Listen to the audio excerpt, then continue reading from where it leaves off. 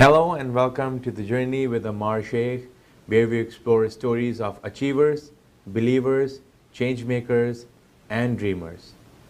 Every person's journey has a story, some told, some untold.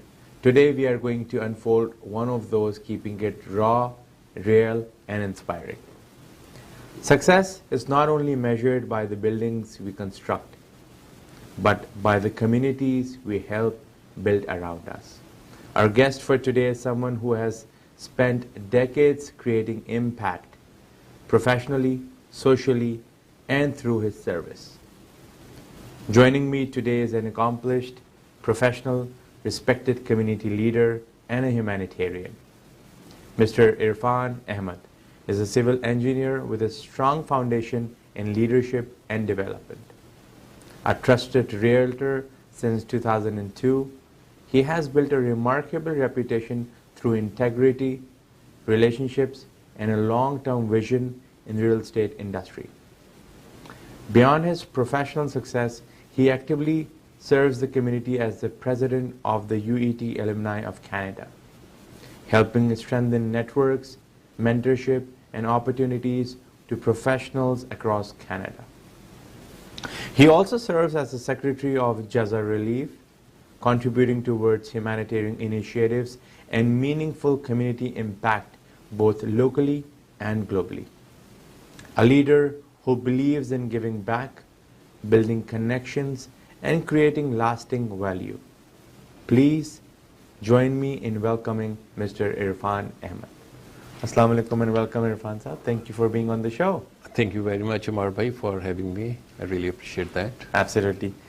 Sir, I just thought of describing you as best as possible in my introduction. I hope you like that. Thank you very much for your kind words. I really appreciate that. Absolutely, sir. You deserve it. The format of the show is just, it's a small appreciation from myself and the channel to contributors of the society and the leaders like yourself. So it's a very easygoing, fun, yet exploring your side of the story as well. So we'll start with the basic version of asking you how was your childhood like and how were your early days like? My childhood was in Pakistan, so it's from Gujranwala. We have a small town close to Gujranwala, so I was born there. And both of my parents were in education sector. Both of them were school principals. And so obviously it was a very well structured and organized way of not only at schools but at home as well, because teachers are very demanding, so they have high expectations and everything. Yeah, so it was great. I mean, it's a small community. Everyone knows everyone, so that's a good part of it. And the other is that there is a lot of attention, love, care from home as well. And at the same time, they just inculcate a sense of responsibility and accountability. All those things were there. And especially, I think the biggest thing for my parents was education. And they encourage us, all of my siblings, just to read everything. So we have like a mini library at home, I remember. So we used to like read books, then discuss it with parents and all that at a very early stage of my youth. So that was a childhood. Basically, it is between love, care, attention, a close-knit community, and reading. So that was the main highlights of my childhood. Excellent. So as they say, readers are leaders. So I think that's what your family, took a real example of having you as a leader, or instilling it in a way that it goes as a smooth process, be it anything, right? Even myself, in my case, I try to push my kids towards reading and not screen. Even within a screen, it's to do with learning instead of just playing or looking around the colors. That's right. No, reading is obviously is very important, and as you know, like especially in this day and time when the attention span is getting shorter and shorter. Yeah, it's very So minimalist. I Yeah. think reading is one part that is missing, and I think all the school boards and all levels of government are trying hard their best that to bring back that old The habit reading, of yeah. reading. True, true, Yeah, 100%. so it is very important. Excellent. Thank you so much for your background or the early days. Pranjab, if you have to mention something about your childhood, how would you portray it? Because why I'm emphasizing on childhood, or I do that with my guests, because your initial days really make your personality. It has a very impactful side of your learning. Yeah. You know, that's how you become what you are Yeah. today. So if you want to say something about your early days. No, I think you said it very right. Like if you just look at all the psychologists, so they just say those early formative years, they are extremely Yeah. important. And I was very lucky that I have that family that really cares about you deeply, loves you, and they trust you as well. And at the same time, they just try to, make you responsible and make you accountable. That's inside the home. And outside the home, I was very lucky to have a lot of good friends. So those friendships are still there even today. So we have some groups of some school fellows as well, although I'm not very active, but still I'm in touch with those people. And at the same time, as it was a small community, so there was a sense of belonging within your environment. Like you don't feel alien towards your environment. Right. You feel part of the environment. And there was a kind of trust, and there's a kind of, everyone knows everyone. So I think those kind of things develop a healthy relationship towards your environment True. and towards your society. Right. So I think like those things are missing these days, especially in the bigger urban centers, even in here or all over the world, basically. And I think Jane Jacob was one of those urbanists, very famous in Toronto. So his opinion of community where you live is that like everything should be integrated with each other and should have a relationship with each other. Right. People, places, and all the businesses and everything. So I think like in those days, in those rural centers, we were very lucky to have those things that everything was like, basically everything about your surroundings. You know the people, you know the places, you feel like safe wherever you go. Right. It's not like, like nowadays parents has to plan a lot, like for the, Yeah. play day and all that stuff. That was not the case. Yeah. We can just drop on to any of their friends, knock them and ask them, okay, let's go play outside or sit over there and all those things. I think the idea of having a secure village for Yes. your own self, Yes. family, kids. Yeah. I think you're rightly said it's missing. People are Yeah. getting more confined, Yes. although they are more socially available. Yes. But on the compassionate ground, Yes. people are getting more Yes, isolated. that part is missing, Yeah, and I yeah. think we should try to get that part back as well. Yeah, absolutely. It is very important. 100% agreed, sir. Thank you so much on shedding light on that. Pansab, any particular childhood or early days challenges which you thought you had to really overcome that was becoming a hurdle, be it in your academics or otherwise, even your early, job and whatnot? Yeah, I would say like there are few things that I remember. One of that thing was that, there was a scholarship exam in grade 5, and that was really, really tough. And my dad has really high expectation out of me, and sometimes, if I'm not doing right, so he just like really gets angry at me. But my mom was very supportive because she was also in education.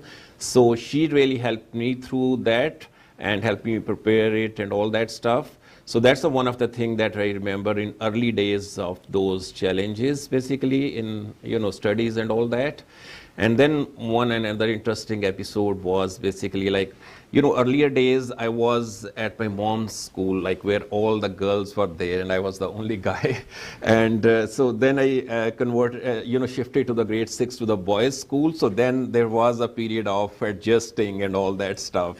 So that was, some of those memories there. Right. But this all went very smoothly and it all went very well. Great. Yeah. Thank you on that. Any particular moment where you thought, like, this is not what I wanted from life, and maybe a career shift, maybe moving to Canada? So if you can tell us about on those lines. Yes, definitely. I would like to share with you why I chose to come to Canada at a very earlier stage of my professional career in Pakistan.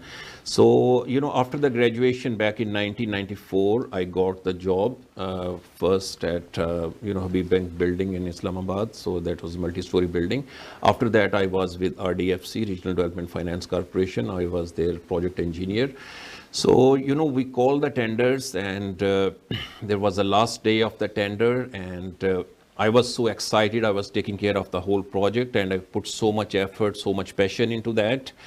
So, when the time of the tenders was over, I think it was 5 o'clock. So someone called me at 5:15, one of the really big builder of Pakistan, and they asked me, oh, can you extend the date for the tender and let us know what are the prices? I was really like pissed off at that guy, and I say, what are you talking? Our time is over and you are asking me to extend it only for you. Like in youth, everyone is very idealistic and stuff, and you see the world through a different lenses and stuff. So I say, no, it's not possible. So I was a bit harsh with him and all that. Within, I think, half an hour, the guy contacted federal government, some secretary or whatever, and they canceled our project, basically. So that was a really big shock for me. So I put so much effort, so much energy into that. And the system was designed in a way that, like, if you try to go fair, so it does not help you, it doesn't support you. So that was the one thing, and another thing was another challenge. Basically, again, it somehow comes to the social level. At that time, I was with Punjab government. I was in the education sector, and they appointed me as a presiding officer on one of the elections. So during the election time, I mean, someone tried to go into the polling station, and they try to, watch where the people are, voting and all that. So I realized that what the hell this guy is doing over here. So I say, why you are here? So he was really rude with me. He said, that's the way we conduct the elections here. I say, no, it's not going to happen this time. So I stopped the elections. And then, like, he was really rude with me and everything. So policemen and everyone is saying, oh, please let it go. He's, very important person, blah, blah, blah. I say, I don't care. I mean, that's not the way. I'm not supposed to do that. So anyway, so, then some army personnel came, and then they take over the polling station, and we conducted it very fairly. So, but, these two incidents, honestly, like, made me think on that time that, it's very difficult to live in this country with those challenges. Like, you have to be like them, then everything is okay. But if you want to go according to book, then it is difficult. Right. So then I think I immediately after that applied for Canada, and within, I think, 8-9 months, my papers was done and I was here. Yeah, so those were a bit, I think, get the real taste of the real world over there. Excellent. No, thank you so much for sharing the interesting side. So being by the books got him into trouble.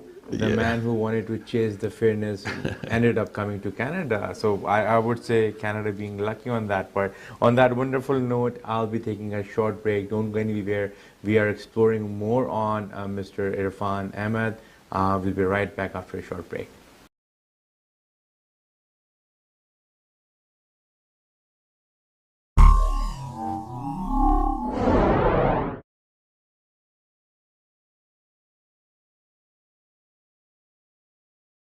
Welcome back to the Journey with Ammar Sheikh, where we are exploring our wonderful guest, Mr. Irfann Ahmed, who happens to be the presiding officer and the president for the UET Alumni of Canada.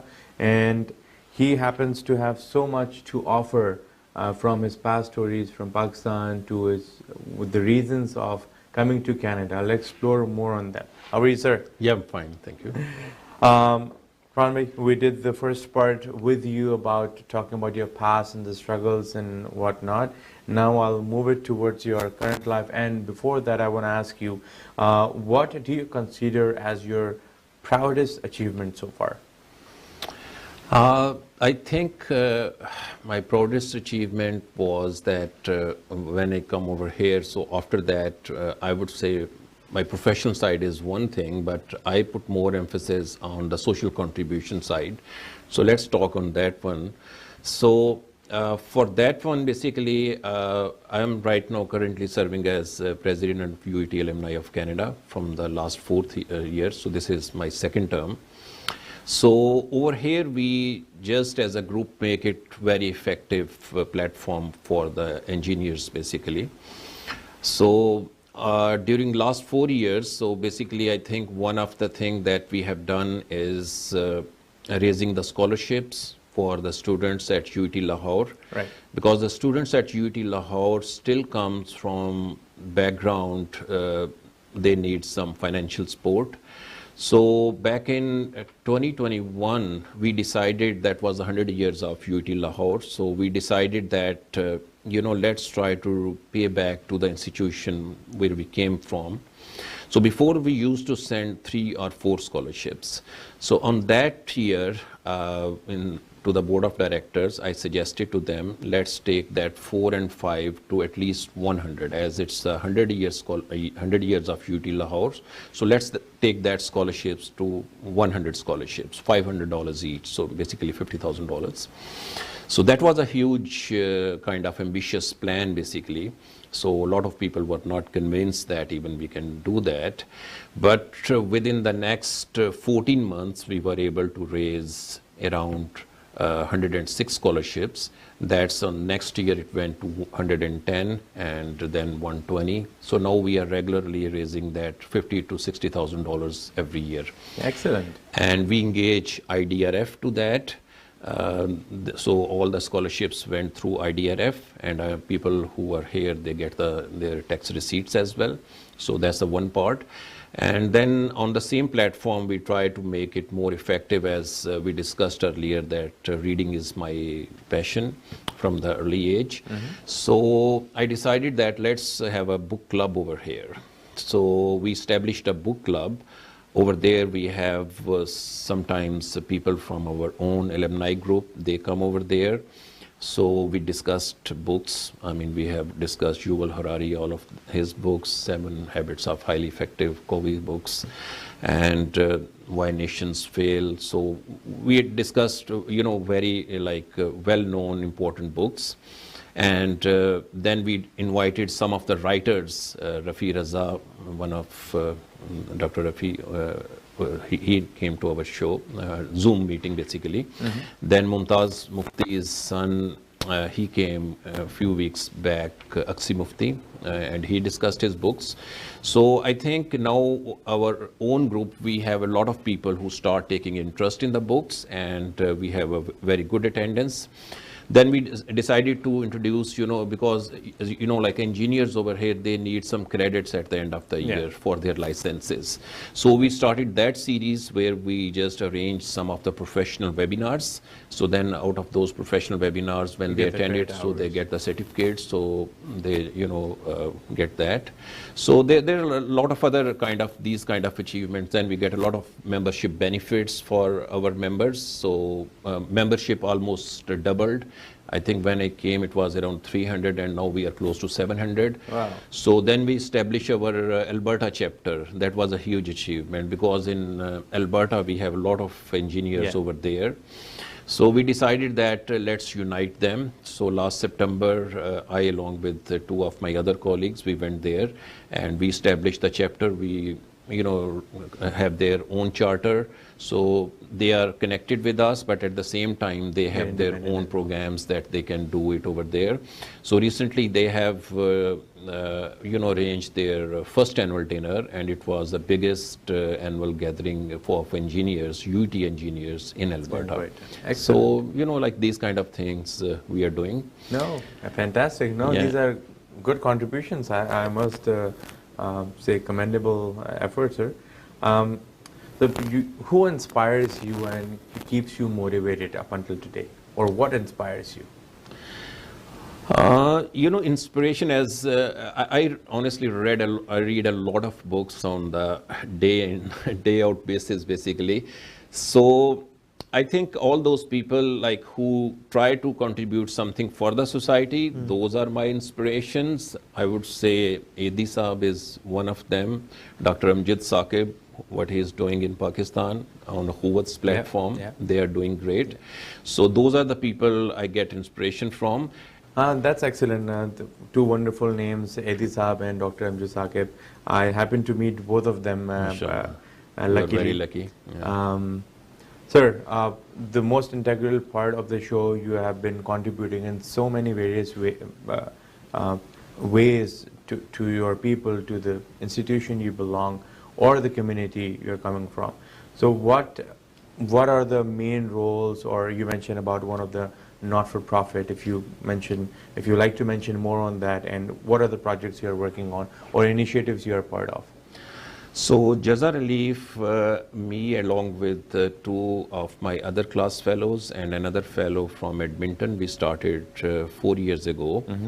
So we registered it as a not-for-profit, and then it gets a charitable status as well in Canada. So on that one, we are doing a lot of projects in Pakistan, over here, and we also did some projects in Gaza with IDRF as well. Right. So in Pakistan, what our areas of focus are clean drinking water, then schools, education. So we do scholarships to the different individual students, and then we sponsor some schools as well. Right. And then we try to help an orphanage on the regular basis. We have a food bank over there. Then we sponsor some small businesses as well. And then, those natural calamities as in the South Punjab. So we helped back in 2022, and we helped this flood that was last year as well. So we are trying to work in those areas. And we have a big team of volunteers over here and over there as well. So the most important and unique thing about all of this is all volunteer work. No one take a single dime as a salary or any form in any payback. So it's all volunteer based over here and in Pakistan. So basically our overheads are next to nothing. It's only, the money we have to give for the banking, for websites or stripes and stuff. So that's all our expenses are. So I'm very glad, and on this platform I meet so many wonderful people, and it's so encouraging that people has a lot of passion to give back to the society. Over here and in Pakistan, they return in shape of their time, their ideas, and then obviously in donation. So I feel myself very lucky that I meet so many wonderful people from that platform. Right, great. No, thank you so much. I'd like to learn more, maybe on our other sitting as well on the Jaza. That's a wonderful concept. It's a wonderful, and the best part, as you mentioned, I get to meet so many people, and there's always some monetary things attached, which becomes a questionable thing. So thank you so much for giving the disclaimer that nobody is taking anything out of that. That shows the true spirit of volunteering towards a cause. You want to be a part of a greater good, right? Exactly. So thank you so much on that, sir. I'll bring you back to the lighter notes. One word you want to define Irfan. Or maybe a line. I don't know. I mean, I think I'm just like in the process of finding myself and searching myself. And I think it's a journey, that inward journey, you can say, and especially after midlife and stuff. So I think everyone gets to that point when you try to sort of explore your own self more and all that. And even I think you have these wonderful questions as well that make me think on those things, that some areas that even I haven't thought of. Right. So I think that I'm just in the process of self-discovery. Right. Yeah. Perfect. So you wear a couple of hats. I'd like to just mention about your real estate journey as your full-time business, and being the president for this university or the institution, and Jaza is one of that. So how do you manage all of that? Yeah, it becomes challenging sometimes. And I just let you know that yesterday I was at a showing and I finished the showing around 9 p.m. and then I have a travel time of around 37-40 minutes to home. So then I started the call for Jaza Relief, and during all that time I was talking, and I think by the time I came home the call was still on. So yeah, it becomes challenging, and weekends are also sometimes difficult to find times for some other social engagements and stuff. Of course, yeah. Yeah, so yeah, it is, you know, as you said, that when you just do something from your heart and something from your passion, so then sometimes time, even you don't feel that. Yeah. And you don't feel fatigued by that, but You you don't feel get burdened you with, don't with feel your burdened. passion, right? Yeah, you really, you know, get energized basically. I mean, like we have this recent annual dinner, and before that, me and some of my other friends on regular basis, we were spending 8 to 10 hours a day, sort of reviewing and all the fine Planning it, details yeah. and everything. But because as it's a you know, labor of love, and it's just out of passion basically, so I think you somehow get the Manage it. time. Yeah, true. Yeah. No, excellent. Thank Yeah. you so much for sharing that. What advice you want to give to your younger self? My younger self? Yeah. Okay. I think if I have to sort of redo few things and stuff, you know, I have actually more interest towards those social sciences than to being on the engineering side, to tell you the truth. I mean, I'm more into literature, into poetry, and into all those kind of things. But you know, in Pakistan, like everyone's parents' dream is just to become a doctor or engineer and all that. But if I have to redo everything, I think I would prefer to go towards those social sciences. Yeah, maybe you or can be a liberal great arts. motivational speaker. Maybe you are one of those even now, the way you are mentoring the students. Yeah, and no, I whatnot. mean, no, I'm not really into that. But I think if you just ask me what I enjoy like reading philosophy, sociology, psychology, those kind of subjects. Those are my subjects basically. So I can spend hours and hours on that. But if it comes to some technical stuff or reading some manual, I'm really bad into that. So I cannot do that. Yeah. Okay, wonderful. Yeah. That is very, very sweet of you to say that. One, okay, I would portray in a way that how do you want to be remembered? I think just an average, another decent person. No, may Allah bless you with long, wonderful life. You're an amazing person. We are moving towards the end of the show. Thank you so much for being a part of the show. Any particular message or advice you want to give to my viewers on this camera, please? I think as we were discussing earlier that during this age of social media and reels and all those, Twitter and all that, so I think there is so much abundance of information everywhere. So I think right now the important thing is that what information to look for and what to ignore. Information. So basically, I think our attention is the most important commodity, especially for the youngsters, I would say. So just use your time wisely and put your attention where it needs to be, where it benefits you and to the society in the long run. I think that is very important in this age of information. Thank you very much. Excellent. Thank you so Thank much, you very much. Irfan Sahab, for being on the show. It was such a pleasure hosting you today. Thank you very much. Getting to know you more. I know you personally. We have been in a few events, Yes. but thank you so much for taking time. Thank you very much for having me. I really appreciate that. Absolutely. What a meaningful conversation. A true example of readers are leaders.